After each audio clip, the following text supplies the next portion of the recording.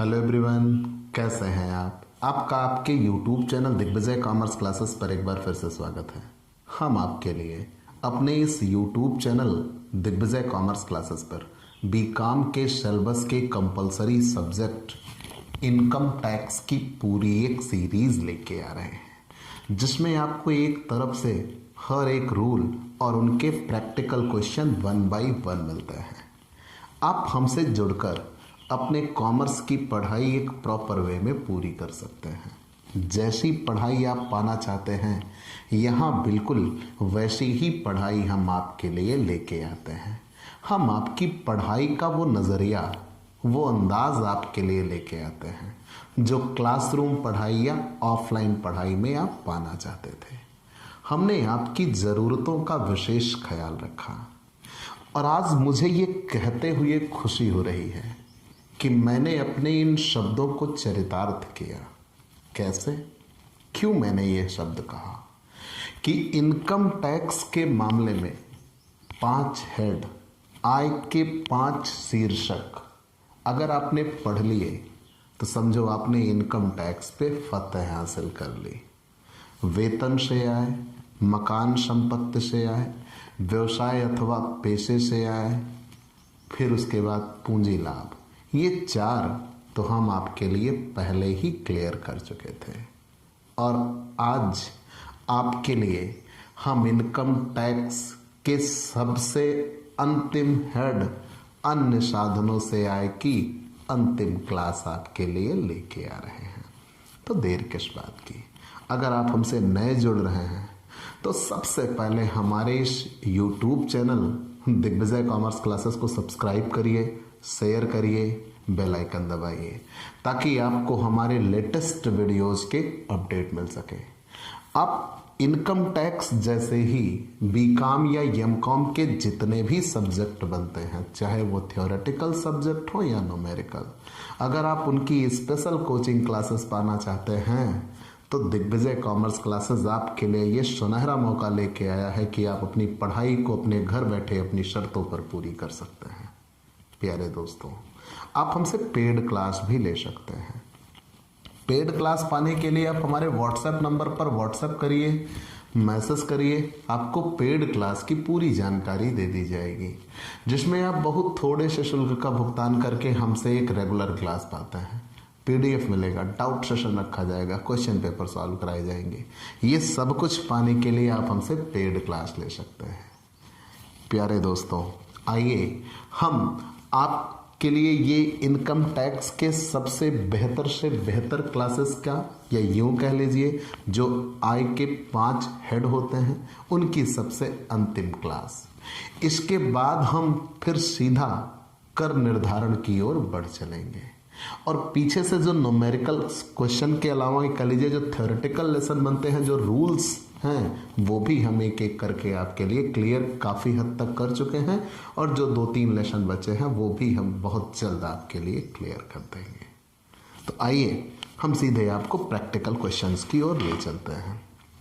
Illustration 17, illustration 16 हमने छोड़ा था, उदाहरण था, और वो भी किसका?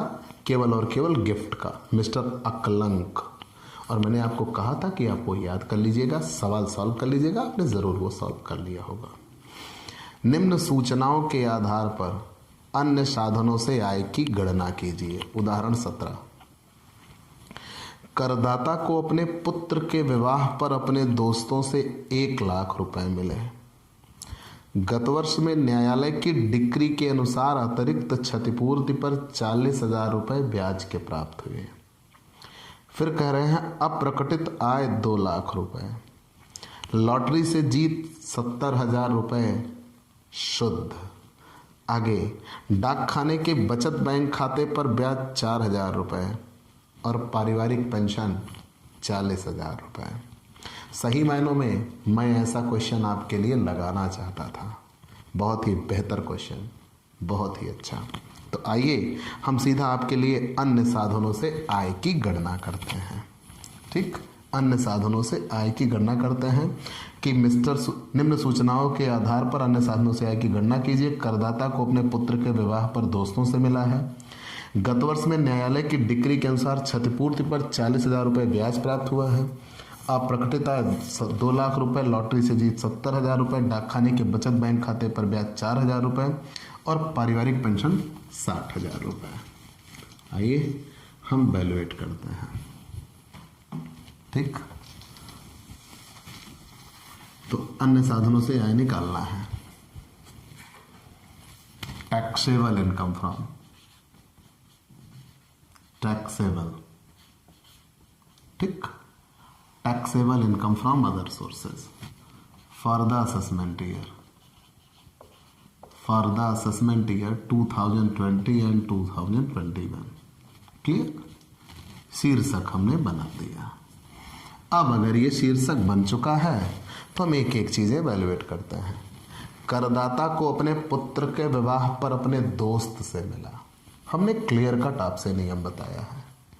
अगर हमें अपने रिश्तेदार से मिलता है तो कर मुक्त होता है, चाहे जितना मिले। अगर हमें गैर रिश्तेदार से मिलता है, मतलब जो हमारा रिश्तेदार नहीं, ब्लड रिलेशन, जो हमारा रिश्तेदार नहीं है, याद रखिएगा, तो 50,000 रुपए तक मिलता है पूरे सबका जोड़ के, तो कर मुक्त। अगर उससे ज्यादा हो गया तो कर योग्य। यहां तो इकट्ठे उसने 1 लाख रुपए दिया है, कर योग्य। क्लियर। गिफ्ट फ्रॉम फ्रेंड, पुत्र की शादी पर मिला है लेकिन मित्र से मिला है। याद रखिएगा, अगर शादी पर मिलता है तो भैया कर मुक्त होता है, लेकिन खुद की शादी पर अगर मिलता है तो। यहां पुत्र की शादी पर मिला है, ठीक है ना। Gift from friend, gift from friends on marriage of सन,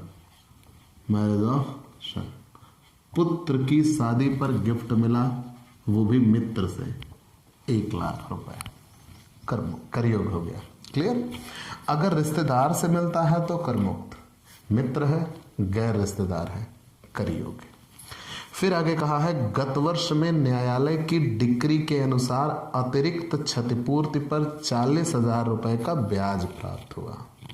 विशेष नियम है, इन्हें कहीं कोई कंपनसेशन मिलनी थी, अतिरिक्त क्षतिपूर्ति 40,000 रुपए उस पर ब्याज मिला, तो इस पर एक विशेष नियम है और ये धारा 57 में सबसे आखिरी नियम था छूट का, जो आप अन्य साधनों से आए शीर्षक में कटौतियां पढ़ते हैं। वहां हमने ये पढ़ा था कि अगर कभी कोई कंपनसेशन मिलती है और उस कंपनसेशन पर आपको ब्याज बनता है तो वो ब्याज, याद रखिएगा, वो ब्याज बिना किसी सोचे समझे उसका 50% करमुक्त हो जाता और इस पर किसी भी प्रकार की अन्य कोई छूट नहीं मिलती। याद रखिएगा, अगर कभी कोई कंपनसेशन मिलना रहा हो और वो कंपनसेशन पर ब्याज आपको मिले, तो कंपनसेशन पर जो ब्याज मिलता है वो ब्याज 50% करमुक्त होता है। धारा 57 में ये मैं आपको पढ़ा चुका हूं। ठीक, तो क्या है, interest on enhanced compensation, interest on enhanced compensation. ठीक, कितने रुपए मिला है, 40,000। और मैंने नियम बताया कि अगर कंपनसेशन मिलता है तो कंपनसेशन का 50% अलाउड होता है, अलाउड, ठीक, allowed deduction at the rate of 50%। तो 20,000 अलाउड हो गया, तो 20,000 अलाउड हो गया, 20,000 बचा। क्लियर, आगे बढ़ जाता है। अप्रकटित आय 2 लाख रुपए, अप्रकटित आय 2 लाख रुपए। अनडिस्क्लोज्ड इनकम, ये एक ऐसी आय होती है जो पहले संज्ञान में नहीं थी, अब हमारे प्रकाश में आई है। तो जब अब हमारे प्रकाश में आई है तो अब ये सीधा कर योग्य होगी। अनडिस्क्लोज्ड इनकम मतलब जिसके बारे में करदाता पहले नहीं बताया था। Undisclosed income 2 lakh. क्लियर, आगे बढ़ जाते हैं। लॉटरी से जीत लिखा हुआ है 70,000 रुपए शुद्ध। याद रखिएगा, मैंने बार बार आपसे कहा जीत लिखा या प्राप्त लिखा। तो यहाँ लिखा जरूर जीत है, तो आप सोचते सीधा करियो, शकल नहीं बनाएंगे, लेकिन जस्ट आगे लिख दिया शुद्ध। शुद्ध का मतलब ये होता है कि उस पर ऑलरेडी टैक्स कट चुका है। तो देखिएगा नियम लिख के, जीत शब्द लिख के, मैंने कहा था जब जीत लिखा हो तो मतलब टैक्स नहीं कटा, और प्राप्त लिखा है तो मतलब टीडीएस कट चुका है। लेकिन यहाँ जीत लिखे होने के बावजूद आगे ब्रैकेट में लिख दिया है शुद्ध, तो शुद्ध का मतलब यहाँ ऑलरेडी टीडीएस कट चुका है। तो जब टीडीएस कट चुका है तो हम शकल बनाएंगे, और ये आकस्मिक आय है, और आकस्मिक आय पे कितने परसेंट टीडीएस कटता है? 30% कटता है, मतलब वो 70% बची है। क्लियर? तो लॉटरी से जीत, लॉटरी विनिंग, लॉटरी से जीत 70,000 रुपये, तो गुणे 100/70 मतलब 1 लाख लॉटरी से जीत। फिर आगे आते हैं, डाकखाने के बचत बैंक खाते पर ब्याज 4,000 रुपये। नियम है डाकखाने के बचत बैंक खाते पर ब्याज 4,000 रुपये। फिर से एक विशेष नियम आया। आप पुनः पहले पूरे क्वेश्चन को फिर से एक बार कवर कर लीजिए, फिर अभी 2 नियम और बच रहे हैं, हम क्लियर कर देंगे। करें निम्न सूचनाओं के आधार पर अन्य साधनों से आय की गणना कीजिए। करदाता को अपने पुत्र के विवाह पर अपने मित्र से मिला 1 लाख रुपए। तो मित्र रिश्तेदार नहीं होता, अगर उससे मिलने वाला उपहार 1 लाख रुपए है जो कि 50,000 से ज़्यादा है, सीधा करियोगे। आगे बढ़ गए, न्यायालय की डिक्री के अनुसार अतिरिक्त क्षतिपूर्ति 40,000 रुपये पर ब्याज प्राप्त, अतिरिक्त क्षतिपूर्ति पर ब्याज प्राप्त हुआ 40,000 रुपये। हमने नियम बताया है कि अगर कभी ऐसे कंपनसेशन पर ब्याज बने तो वो ब्याज 50% तक उसकी आपको छूट मिल जाएगी। धारा 57 के अंतर्गत छूट घटा दिया, जो शेष बचा वो करियोगे। कोई इनकी ऐसी आय है जो अप्रकट थी, जिसको ये बता नहीं सके हैं कि ये पैसा कहाँ से आया है, और इन्होंने छिपा के रखा था 2 लाख रुपए, वो भी कर योग्य होती है। आगे लॉटरी से जीत लिखा जरूर है, लेकिन आगे लिख दिया गया है शुद्ध, मतलब टीडीएस कट चुका है। तो अगर टीडीएस कट चुका है तो हम शकल बना लेंगे, और टीडीएस 30% कटता है, क्योंकि आकस्मिक आय पर टीडीएस 30% कटता है। तो अगर 30% टीडीएस कटा तो बचा 70%। फिर आगे बढ़ते हैं, डाकखाने के बचत बैंक खाते पर ब्याज, interest on post office saving account, और वो भी कितने रुपए ब्याज जमा हुआ? 4,000। यहाँ भी नियम है डिडक्शन। नियम यहाँ क्या है? यहाँ नियम या एग्जेम्प्ट कर दीजिए, डिडक्शन शब्द उतना परफेक्ट नहीं होगा यहाँ के लिए। यहाँ नियम ये है कि अगर आपको ब्याज मिला, वो भी डाकखाने में, और सिंगल अकाउंट होल्डर हैं, तो जब सिंगल अकाउंट होल्डर हो तो आपको 3,500 की छूट मिलती है, और अगर डबल अकाउंट होल्डर हो, मतलब ज्वाइंट अकाउंट हो जिसे कहते हैं, तो आपको 7,000 रुपये की छूट मिलती है। तो यहाँ एग्जेम्प्ट, क्योंकि वो सिंगल अकाउंट है, ज्वाइंट अकाउंट नहीं है, एग्जेम्प्ट अप टू 3,500 रुपये तक कर मुक्त हुआ, बचा 500 करियोगे। फिर आगे बढ़, क्लियर होगा ना कि अगर पोस्ट ऑफिस अकाउंट पर आपको ब्याज मिलता है तो उस ब्याज में से 3,500 रुपये कर मुक्त होते हैं, जो शेष बचे वो करियोगे होंगे। फिर आगे बढ़ते हैं, पारिवारिक पेंशन, यहाँ भी विशेष नियम है। फैमिली पेंशन 60,000 रुपये मिली हुई है, तो यहाँ नियम यह है कि जो पेंशन मिली है उसका 1/3 फैमिली पेंशन का, तो 60,000 का 1/3 कितना होगा? 20,000 या 15,000 रुपये, दोनों में जो कम हो की छूट मिलती है। तो यहाँ 60,000 का 1/3 कितना होगा? 20,000 या 15,000 रुपये, दोनों में से जो कम हो, तो less exempt 1/3 of 60,000 or 15,000, whichever is less, दोनों में जो कम हो उसके बराबर आपको छूट मिल जाएगी। तो यहाँ 1/3 60,000 का कितना निकल के आएगा? 20,000 या 15,000, दोनों में कम कौन है? 15,000, तो 15,000 की आपको छूट मिल जाएगी। बचा कितना? 45,000 टैक्सेबल। जोड़ देंगे तो taxable income from other sources. यहीं पे ये क्वेश्चन कंप्लीट हो जाएगा। Taxable income from other sources. Clear? Taxable income from other sources. जोड़ लगा लेते हैं। 1,20,000, फिर 2,00,000, फिर 1,05,45,000, 4,65,500, 4,65,500। क्लियर? स्क्रीनशॉट ले लीजिएगा। इलस्ट्रेशन 17 था ये। हम इलस्ट्रेशन 18 पे आते हैं।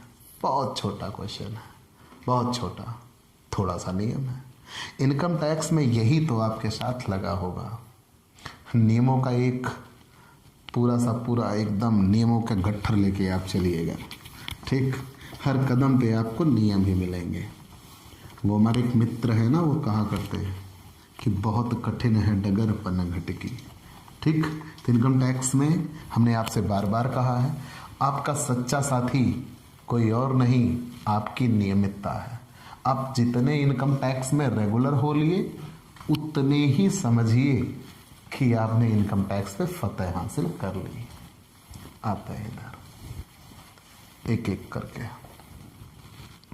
तो यहां दिया हुआ इलस्ट्रेशन 18, एक का एक मॉल है। ठीक, मॉल है उसके पास जिसमें 20 दुकानें हैं। उसे गत वर्ष 2019-20 में सभी दुकानों का 50 लाख रुपए किराया मिला। भाई ये तो हाउस प्रॉपर्टी दिख रही है। आगे बढ़ता है। किराए में 5 लाख रुपए विभिन्न सुविधाओं का मूल्य शामिल है, जैसे लिफ्ट का रखरखाव, पानी की पूर्ति, अग्नि बीमा प्रीमियम, देखभाल एवं सुरक्षा कर्मियों का वेतन। और इन सुविधाओं पर उसने गत वर्ष 2019-20 में 4,70,000 रुपए व्यय किए। कर निर्धारण वर्ष 2020-21 के लिए एक ही सकल कुल आय की गणना कीजिए। ठीक, बढ़िया क्वेश्चन है। हमने आपको एक नियम बताया था हाउस प्रॉपर्टी में कि जब कभी करदाता मकान के साथ कुछ अन्य सुविधाएं भी किराए पर देता है, अगर कोई मालिक मकान के साथ कुछ सुविधाएं भी किराए पर देता है तो मकान से जो किराया मिलेगा वो तो हाउस प्रॉपर्टी में जाएगा, और जो सुविधा का किराया मिलेगा वो अदर सोर्सेज में जाएगा। मकान का किराया हाउस प्रॉपर्टी में जाएगा और जो सुविधा का किराया मिलेगा वो अदर सोर्सेज में जाएगा। अगर हम दोनों को अलग नहीं कर सकते तो मकान और सुविधा दोनों का किराया अदर सोर्सेज में जाएगा। तो यहाँ ये कहा गया कि ए के पास एक मॉल था, मॉल में 20 दुकानें थी और 20 दुकान का किराया 50 लाख रुपए मिला, मान लिया, जिसमें कह रहे हैं सुविधा का किराया 5 लाख रुपए शामिल है। तो 50 लाख में से 5 लाख घटा देंगे, सुविधा का किराया अलग कर सक रहे हैं, तो बचा कितने रुपए? 45 लाख रुपए जो मकान का किराया है।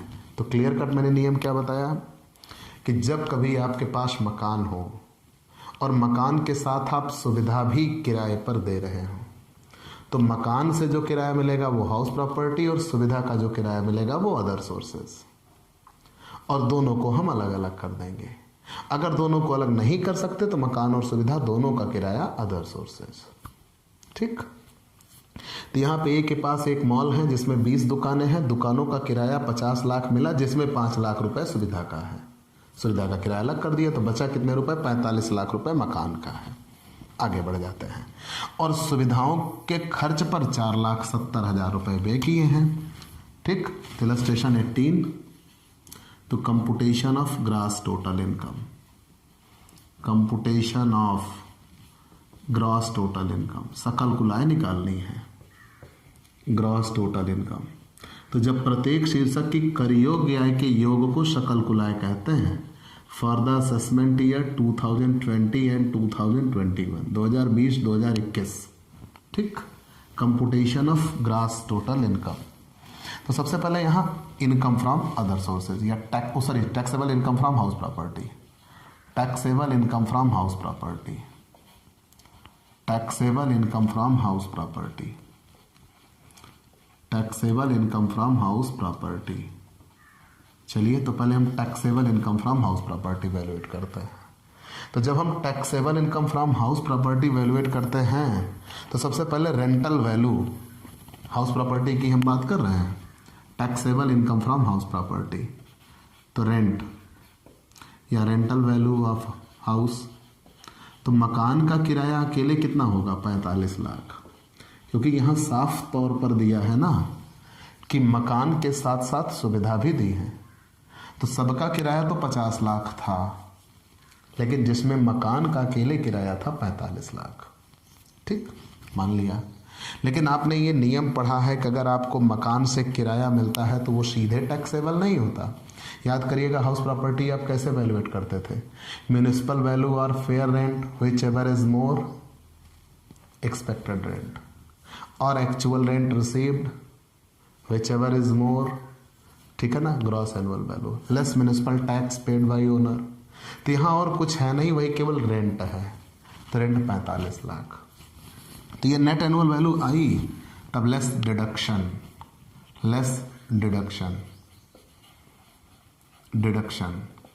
अंडर सेक्शन 24, और कौन सी छूट मिलती है, स्टैंडर्ड डिडक्शन, मानक कटौती, स्टैंडर्ड डिडक्शन, और ये कितनी मिलती है at the rate of 30% of net annual value.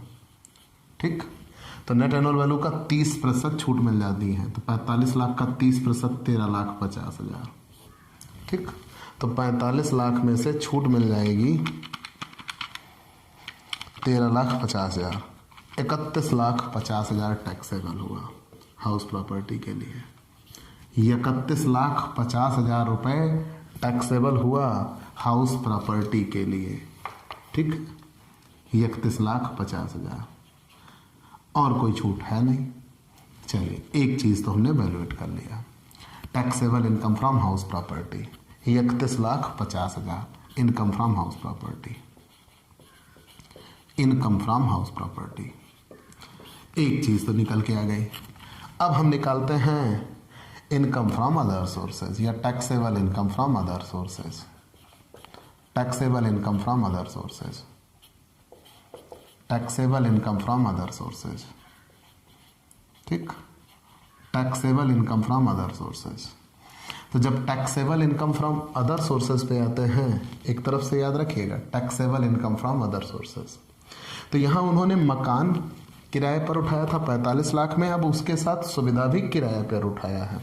ठीक, अमाउंट चार्ज्ड ऑन फैसिलिटीज कह लीजिएगा, या कह लीजिएगा अमाउंट चार्ज ऑन फैसिलिटीज, जो सुविधा दिया है उस पर, ठीक है ना, जैसे लिफ्ट वगैरह दिया है उसका इन्होंने किराया चार्ज किया, कितने रुपए, 5 लाख। और इस पर सिंपल सा नियम है, जो सुविधा किराए पर उठाए या कोई चीज़ किराए पर उठाते हैं उसके संदर्भ में जो खर्च करते हैं वो घटा दिया जाता है। ठीक है ना, लेस अमाउंट स्पेंट, जो इन्होंने खर्च किया हुआ है, अमाउंट स्पेंट, कितने रुपए खर्च किया, 4,70,000 रुपये, तो बचा 30,000 रुपये। अब यही या यहाँ लिख लेते हैं 30,000। ठीक, 30,000 रुपये taxable income from other sources, taxable income from other sources. तो दोनों शीर्षकों की कर योग्य आ गई, taxable income from other sources. तो ग्रॉस टोटल इनकम कितनी आ गई, तो दोनों जोड़ लेंगे, तो जब दोनों जोड़ लेंगे तो 31,50,000 और ये 30,000 मिलके आ जाएगा 31,80,000 रुपये। ठीक, 31,80,000 रुपये ग्रॉस टोटल इनकम, और यही हम वैल्यूएट करने के लिए आए थे। ठीक, अब सीधे हम आते हैं इलस्ट्रेशन 19। इलस्ट्रेशन 19 स्क्रीनशॉट ले लीजिए जी, बहुत अच्छे। इलस्ट्रेशन 19, ठीक,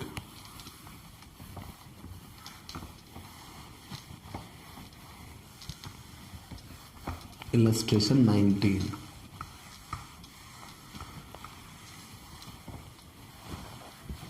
देखिएगा, निम्न सूचनाओं के आधार पर कर निर्धारण वर्ष 2020-21 के लिए अन्य साधनों से आय की गणना कीजिए।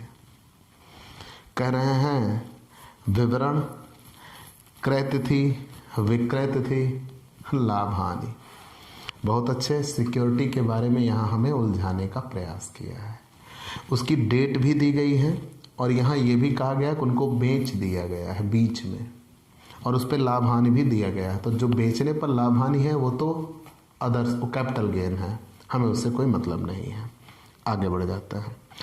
8% सरकारी प्रतिभूतियाँ 50,000 रुपये की 1 जून 2018 को खरीदा था, अभी बेचा नहीं है। 7.5% करमुक्त सरकारी प्रतिभूतियाँ 40,000 की 1 जनवरी 2018 को खरीदा था और 1 अक्टूबर 2019 को बेच दिया है, 5,000 रुपये फायदा। 10% करयुक्त प्रतिभूतियाँ 30,000 की 1 अगस्त 2018 को खरीदा था और 1 फरवरी 2020 को बेचा है, 2,000 रुपये घाटा उठाया है। 10,000 रुपये पोर्ट ट्रस्ट बांड 80,000 रुपये के 1 मार्च 2019 को खरीदे थे, बेचे नहीं हैं। 9% कंपनी के ऋणपत्र 60,000 रुपये के 1 जून 2018 को खरीदा था, 5 नवंबर 2019 को बेच दिया है। एक भारतीय कंपनी के 12% अंश 50,000 रुपये के 1 जुलाई 2019 को खरीदे हैं और 12% कंपनी के ऋणपत्र 75,000 रुपये के 1 सितंबर 2019 को खरीदा है। बैंक ब्याज एवं लाभांश एकत्रित करने का 2% कमीशन लेता है और ब्याज की देय तिथि 1 जुलाई तथा 1 जनवरी है। सभी प्रतिभूतियां भारत में मान्यता प्राप्त स्टॉक एक्सचेंज में खरीदी बेची गई हैं। Clear?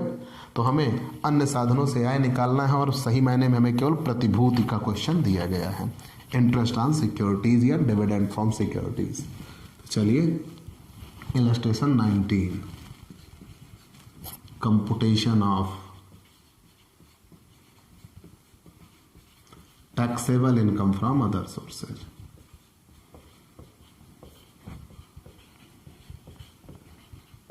Taxable income from other sources,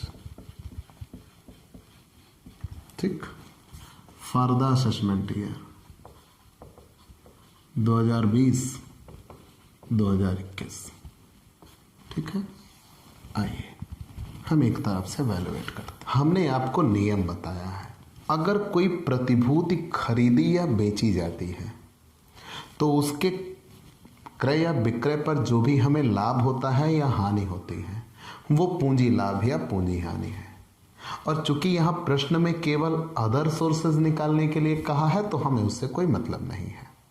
दूसरी बात, प्रतिभूतियों के ब्याज पर या लाभांश पर कर कौन देगा? तो जिस दिन उन पर ब्याज या लाभांश देय होता है उस दिन वो जिसके पास होती हैं उसी को उसका ब्याज या लाभांश मिलता है और वही उस पर कर देता है। तो ये विशेष रूप से याद रखिएगा, प्रतिभूतियों के ब्याज या लाभांश पर कर कौन देता है? तो अंतिम दिन, जिस दिन ब्याज या लाभांश घोषित हुआ उस दिन वो जिसके पास होती है वही उस पर कर देता है। दूसरी बात क्या हुई?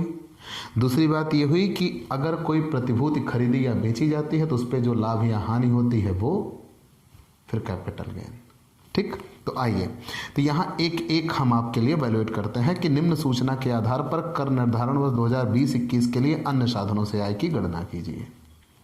तो 8% सरकारी प्रतिभूतियां 50,000 रुपये की कब खरीदी थी?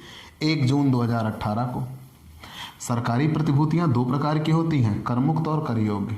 यहाँ कुछ नहीं कहा तो मतलब ये कर योग्य है, करमुक्त नहीं है। और दूसरी चीज, खरीदा है इन्होंने 1 जून 2018 को, हमारे गत वर्ष के पहले ही खरीद लिया था।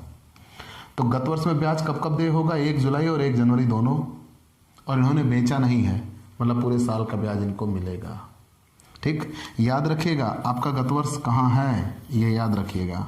1 अप्रैल 2019 से 31 मार्च 2020, और आपको आपके गत वर्ष में कब कब मिलेगा? 1 जुलाई 2019 को अगर मिला तो ये आपके गत वर्ष में ब्याज होगा। अगर 1 जनवरी 2020 को मिला तो ये आपके गत वर्ष में होगा। इसके अलावा इसके पहले मिला होगा या इसके बाद मिला होगा तो उससे आपसे कोई मतलब नहीं होगा।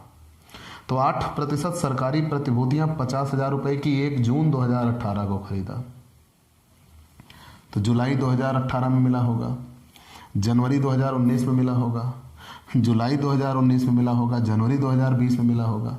आपको केवल और केवल इतने से मतलब है, मतलब आपके साल में 2 बार मिलेगा, ठीक है ना। आपके साल में 2 बार ब्याज मिलेगा। भाई 2018 में खरीदा था, हमें इससे मतलब नहीं ना, हमारे गत वर्ष में 2019 में पहुंचा है बेचा नहीं है तो हमें ब्याज मिलेगा, साल भर का हम ब्याज निकालेंगे। तो 50,000 की प्रतिभूतियां हैं और चूंकि सरकारी प्रतिभूतियों पर कोई टीडीएस नहीं होता, 8% interest on government securities, interest on government securities, clear, interest on government securities. चलिए, तो 50,000 पर 8%, साल भर का कितना, 4,000 रुपये, 4,000 रुपये। चलिए, एक चीज़ तो हमने वैल्यूएट कर दिया। फिर आगे कहा गया 7.5% करमुक्त सरकारी प्रतिभूतियाँ, ज़रूर खरीदा था 1 जनवरी 2018 को, बेच दिया गया है 1 अक्टूबर 2019 को, तो हमारे गत वर्ष में 1 जुलाई 2019 को एक बार ब्याज पाया होगा। लेकिन विशेष रूप से यहाँ ये कहा गया है कि ये करमुक्त सरकारी प्रतिभूतियाँ हैं, और जो करमुक्त सरकारी प्रतिभूतियाँ होती हैं उनका ब्याज करमुक्त होता है, फिर वो यहाँ वैल्यूएट नहीं होगा। लेकिन हम आपके लिए लिख दे रहे हैं 7.5% interest on exempt government securities, exempt government securities, exempt government securities, ठीक। तो एग्जम्प्ट है इसलिए कर मुक्त, क्लियर। नहीं तो एक बार मिला है ब्याज आपके गत वर्ष में। कैसे कह दिया एक बार मिला है कि 1 अक्टूबर 2019 को बेचा है तो 1 जुलाई 2019 का तो ब्याज मिल ही चुका था। आगे बढ़ जाता है, दोनों क्लियर हो गए कि interest on government securities taxable, साल भर में दोनों बार आपको ब्याज मिलेगा। फिर अगला कहा है interest on exempt government securities. तो एग्जम्प्ट गवर्नमेंट सिक्योरिटीज होती हैं या टैक्स फ्री गवर्नमेंट सिक्योरिटीज, तो उस पर आपको कर नहीं देना होता, तो उनका ब्याज आपके लिए कर योग्य नहीं होता। 10% करयुक्त प्रतिभूतियां 30,000 रुपए की, अब ये नॉन गवर्नमेंट सिक्योरिटीज हैं, ठीक है ना। 10% करयुक्त सिक्योरिटी, तो 10% इंटरेस्ट ऑन सिक्योरिटीज। जब कुछ नहीं कहते तो नॉन गवर्नमेंट कही जाती हैं, इंटरेस्ट ऑन सिक्योरिटीज। तो 30,000 का 10% वो तो होगा 3,000। लेकिन देखिएगा इन्होंने कब खरीदा है, 1 अक्टूबर 2018 को खरीदा और 1 फरवरी 2020 को बेचा है। तो 1 अक्टूबर 2018 को खरीदा, 1 फरवरी 2020 को बेचा, तो 2019 में हमारे पास थी, 1 जुलाई 2019 को हमें ब्याज मिला। 1 फरवरी 2020 को बेचा तो 1 जनवरी 2020 का भी ब्याज हमें मिल चुका होगा, मतलब साल भर में हमें दोनों बार ब्याज मिल चुका। तो जब साल भर में हमें 2 बार ब्याज मिल चुका, 30,000 का 10% मतलब कितना, 3,000। बस इतना ध्यान दीजिएगा कि इन 2 डेट में हमारे पास वो है या नहीं है, ठीक। फिर से मैंने बता दिया कि 10% करयुक्त प्रतिभूतियां हैं 30,000। तो 1 अक्टूबर 2018 को खरीदा तो 2019 में हमारे पास है, तो 2019 की जुलाई में हमें ब्याज मिलेगा, 2020 के शुरुआत में हमारे पास है तो जनवरी में भी हमें ब्याज मिलेगा, फरवरी में बेच दिया, ठीक, याद रखिएगा। आगे 10% पोर्ट ट्रस्ट बॉन्ड 80, और ये हम स्वयं ब्याज निकाल रहे हैं, तो इन पर कोई टीडीएस नहीं। अगर ब्याज दिया होता तब टीडीएस की बात करते। आगे बढ़ जाते हैं। 10% पोर्ट ट्रस्ट बॉन्ड 80,000 रुपए के, कब खरीदे थे, 1 मार्च 2019 को, और हमने बेचे नहीं हैं। तो port trust bond 10% interest on port trust bond, port trust bond कर योग्य हैं 80,000 के 10% 8,000। हमने बेचे नहीं हैं तो साल भर में पूरा हमें 2 बार ब्याज मिलेगा। आगे बढ़ जाता है, और हमने खरीदा कब था, 1 मार्च 2019 को, तो जुलाई 2019 में भी हमें ब्याज मिलेगा और जनवरी 2020 में भी हमें ब्याज मिलेगा, मतलब साल भर में 2 बार मिलेगा। फिर आगे आते हैं 9% कंपनी के ऋण पत्र 60,000 रुपये, ठीक है ना। Interest on 9% interest on debenture, 9% interest on debentures. कितने रुपए के खरीदे हैं, 60,000 रुपए के 9% खरीदे हैं। लेकिन यहां ध्यान दीजिएगा, इनको खरीदा गया है 1 जून 2018 को, 5 नवंबर 2019 को बेच दिया गया। तो जुलाई 2019 में तो उस पर ब्याज मिला होगा, जनवरी 2020 वाला ब्याज नहीं मिलेगा क्योंकि नवंबर में ही बेच दिया गया 2019 में। तो कितनी बार ब्याज मिला हमारे गत वर्ष में, एक बार। तो 60,000 का 9% आएगा 5,400 और उसका 6/12 कर देंगे तो कितना आ जाएगा 2,700। ठीक, क्योंकि गत वर्ष में हमें जुलाई वाला तो ब्याज मिलेगा, नवंबर में बेच दिया तो जनवरी वाला ब्याज हमें नहीं मिलेगा। एक भारतीय कंपनी के लाभांश, तो dividend from Indian company exempt होता है। भारतीय कंपनी के अंशों पर डिविडेंड फ्रॉम एक भारतीय कंपनी के डिविडेंड फ्रॉम इंडियन कंपनी, तो भारतीय कंपनी के जो लाभांश होते हैं वो करमुक्त होते हैं, उस पर टैक्स नहीं लगता, एग्जेम्प्ट। ठीक, भारतीय कंपनी के जो लाभांश होते हैं करमुक्त होते हैं। फिर आगे कहा है 12% कंपनी के ऋण पत्र 75,000 रुपए के, ठीक है ना। 12% interest on debentures, 12% interest on debentures 75,000 रुपए के खरीदा है। डेट देखेगा 1 सितंबर 2019 को खरीदा है, तो जुलाई 2019 के बाद खरीदा है, तो केवल कब का ब्याज मिलेगा, जनवरी 2020 का ब्याज मिलेगा, आधे साल का। सितंबर में खरीदा ना, जुलाई बीत गई, अगस्त बीत गया, सितंबर में खरीदा है। कितने रुपए का खरीदा है, 75,000 का। 75,000 पे कितने %, 12%। साल भर का ब्याज होगा 9,000, तो आधे साल का कितना होगा, 6/12, 4,500। अब इसे हम जोड़ लेते हैं, 4,000, 3,000, 8,000, 2,700 और 4,500, 22,200, 22,200, ये इतना तो हो गया। फिर less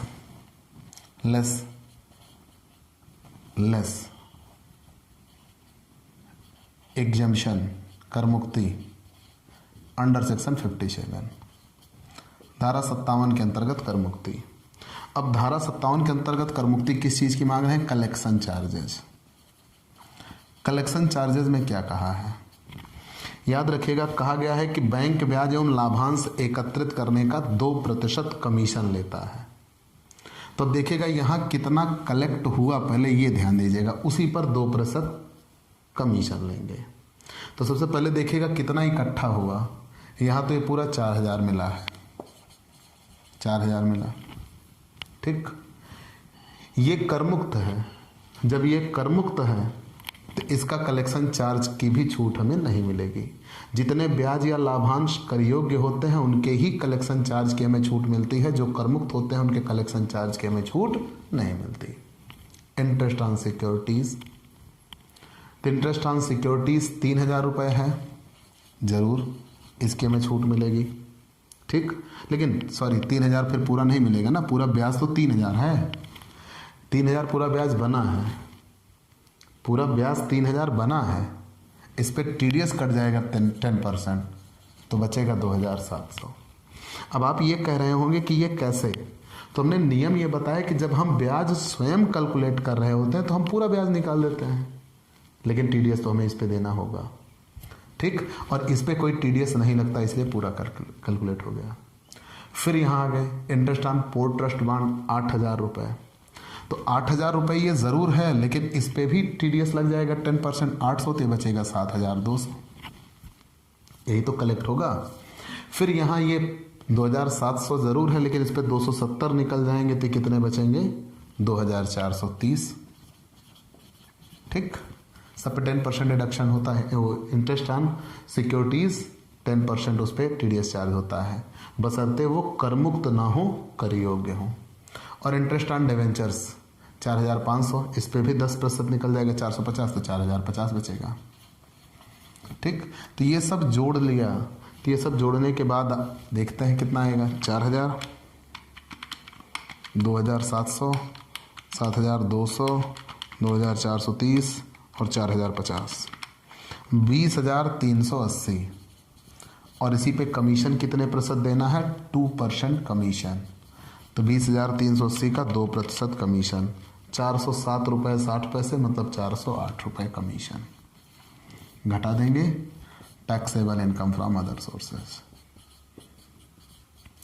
taxable income from other sources. ठीक, 22,200 में से 408 घटा दिया, 21,792।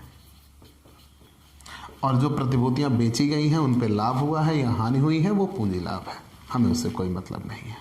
ठीक, अब आगे एक क्वेश्चन दिया है इलस्ट्रेशन 20।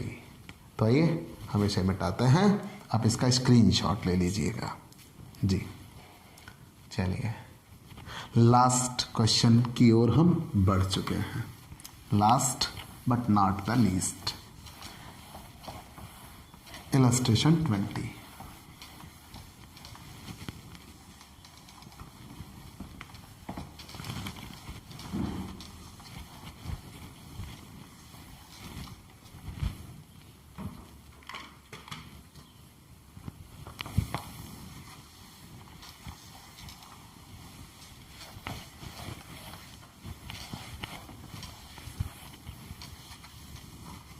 इलस्ट्रेशन 20।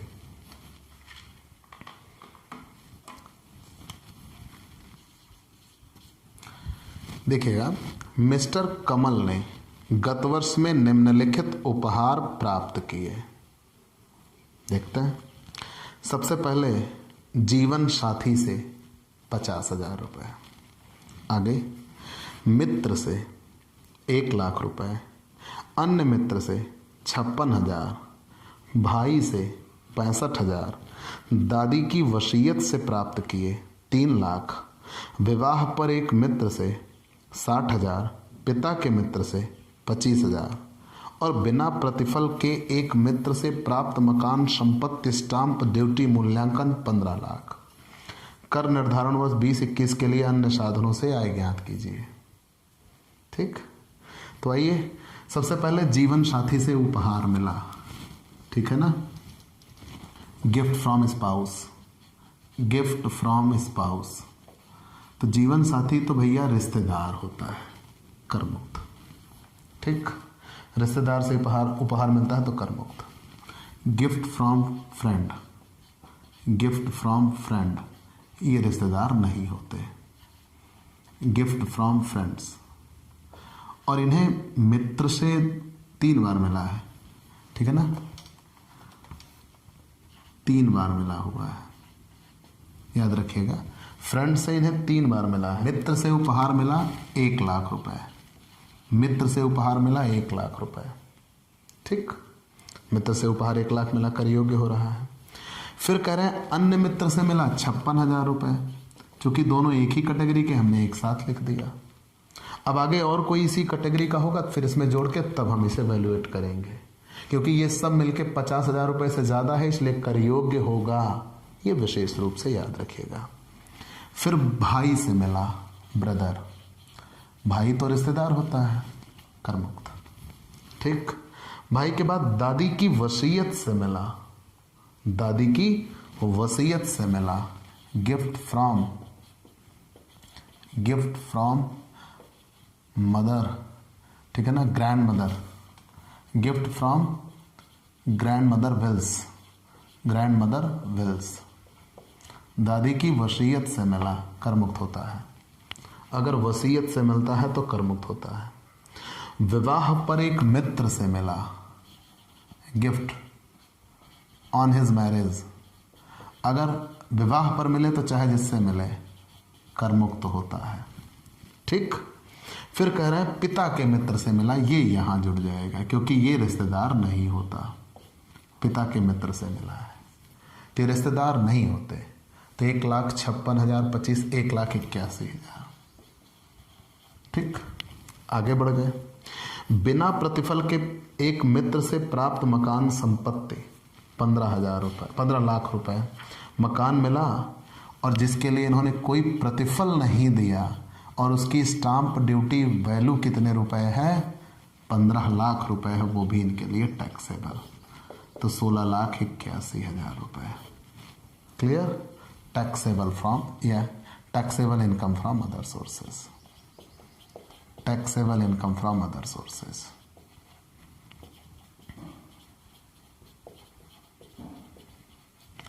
तो प्यारे दोस्तों, आपको ये क्लास कैसी लगी आप हमें ज़रूर बताइएगा। आपके लाइक और कमेंट का इंतज़ार रहेगा। आप हमसे पेड क्लास ले सकते हैं, पेड क्लास पाने के लिए आप हमारे व्हाट्सएप नंबर पर व्हाट्सएप करिए, मैसेज करिए, आपको पेड क्लास की पूरी जानकारी दे दी जाएगी, जिसमें आप बहुत थोड़े से शुल्क का भुगतान करके हमसे एक रेगुलर क्लास पाते हैं। पीडीएफ मिलेगा, डाउट सेशन रखा जाएगा, क्वेश्चन पेपर सॉल्व कराए जाएंगे। तो ये सब कुछ पाने के लिए आप हमसे पेड क्लास ले सकते हैं और इसी क्वेश्चन के साथ इस लेसन की यहीं पर समाप्ति होती है। तो अगले दिन हम आपके लिए नए टॉपिक के साथ फिर से आएंगे। अगर आप हमसे नए जुड़ रहे हैं तो हमारे इस YouTube channel Digvijay commerce classes को सब्सक्राइब करिए, शेयर करिए, बेल आइकन दबाइए ताकि आपको हमारे लेटेस्ट वीडियोस के अपडेट मिल सकें। तो आज की क्लास में इतना ही। अगले दिन नए टॉपिक के साथ फिर से मुलाकात होगी। चलते हैं दोस्तों, बाय बाय दोस्तों।